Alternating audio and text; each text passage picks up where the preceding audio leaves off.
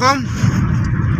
আৰু মোৰ কথা ক'ব লগা হ'ল কি, আজি যিহেতু নৰেন্দ্ৰ মোদী আহিছে আমাৰ গুৱাহাটী সৰুসজাই ষ্টেডিয়ামত, কিবা ঝুমুৰ বিশ্ব কিবা বিননি আছে বোলে, আৰু তাতে আমাৰ গাড়ীবিলাক বন্ধ কৰি আছে আপোনাৰ তেজপুৰ ছাইডে।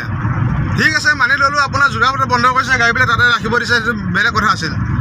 কিন্তু ধৰি লওক আপোনাৰ তেজপুৰ, এইবিলাক নগাঁও, কলিয়াবৰ, এইবিলাক চাইডে আপোনাৰ গাড়ীবিলাক বন্ধ কৰি ৰাখিছে। এইবিলাক ড্ৰাইভাৰবিলাকক হাৰাশাস্তি কিয় দিছে?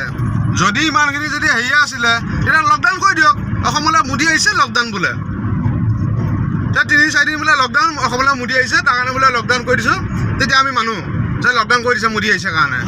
এতিয়া আমাৰ যিটো ৱেষ্ট বেংগলতে আজি পৰহিয়ে বন্ধ কৰিলে, যিটো মেঘালয়ত আপোনাৰ পৰহিয়ে বন্ধ কৰিলে।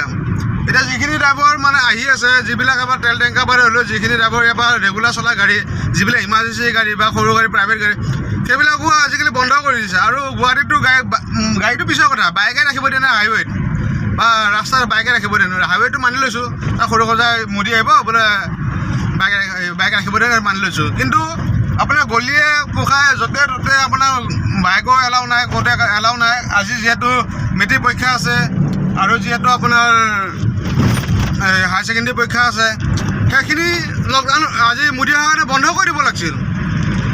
যিটো লকডাউন কৰিব লাগিছিল, যে অসম লকডাউন, মোদী অহাৰ কাৰণে 3-4 দিন লকডাউন।